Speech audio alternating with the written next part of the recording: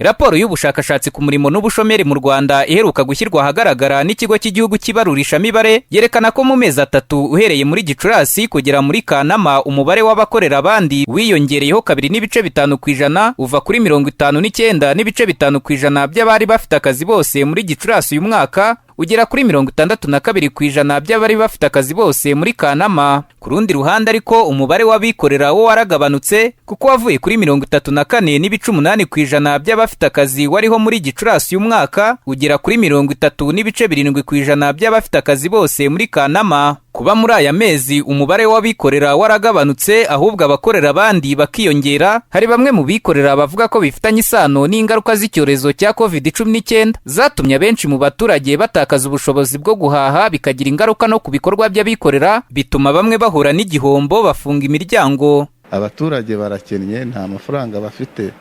Bityo rero niba umuturage nta mafaranga afite n'umuntu ukora business nta hantu yayakura. Cyambere leta yadufasha mu kudushakira amasoko yagutse nkuko mu bindi bihugu bikorwa. Navuga ngo ngenda ndeba ubushakashatsi bw'ahandi gake gashoboka, ariko nareba nkabona twe turacyari inyuma. Abasesengura iby'ubukungu basanga umubare w'abikorera nukomeza kugabanuka bizagira ingaruka zikomeye ku bukungu bw'igihugu, kuko ngo bizatuma imisoro igihugu cyinjiza igabanuka, bityo bagasanga muri ibi bihe bya COVID-19 leta ikwiye gushyiraho uburyo bwose bushoboka bworohereza abikorera. Strato Habyarimana ni impuguke mu bukungu. Aho bitereye impungenge nuko uko abantu bagenda bareka gushinga uturimo twabo bakihurukira kujya gushaka imirimo ahandi, birahombya leta, kubera yuko uko abantu bahanga imirimo yabo niko bagenda bagura ibyo twita tax base, bagura aho leta ikura imisoro. Leta yakoze ibishoboka byose kugira ngo environment cyangwa se umwuka ibigo by'abikorera bikoreramo urushaho kuba mwiza, ariko birakeneye nuko leta ikomeza gukurikirana cyane cyane barwiyemeza mirimo bato bagitangira, kureba niba nta nzitizi bagifite.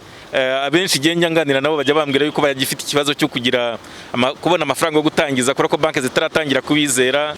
Hashize igihe leta itangaje ikigega cya miliyari 100 z'amafaranga y'u Rwanda agenewe gutera inkunga ibikorwa by'ubucuruzi byagizweho ingaruka na COVID-19. Icyakora bisa naho inzira zinyurwamo mu kubona ayo mafaranga zigora bamwe, ukurikije uko Robert Bapfakurera, perezida w'urugaga rw'abikorera mu Rwanda, abivuga. Uyu agaragaza ko abacuruzi batoya batoroherwa no kuyabona, kuko ngo aya mafaranga yanyujijwe muri za banki, kandi izi banki zitumva neza abacuruzi bato, mu gihe nyamara imibare igaragaza ko aribo benshi mu gihugu. Abacuruzi batoya buriya bagira ibibazo by'uko imikorere yabo banka itayumva, kandi ayo mafaranga yanyujijwe mu mabanka.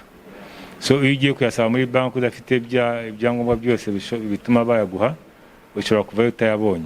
Mu cyumweru gishize hatangizwe ukwezi kwahariwe gushimira abasora. Minisitiri w'Imari n'Igenamigambi Dr. Uzziel Ndagijimana yasabye abikorera kwitabira ubufasha leta yashyizeho, kandi aho bahuye n'ibibazo bakabigaragaza kugira ngo bikosorwe vuba. Abashishikariza abikorera kwitabira ubufasha leta yashyizeho bwo kuzahura ubukungu ndetse no kutugaragariza imbogamizi aho nazo kugira ngo zikosorwe vuba.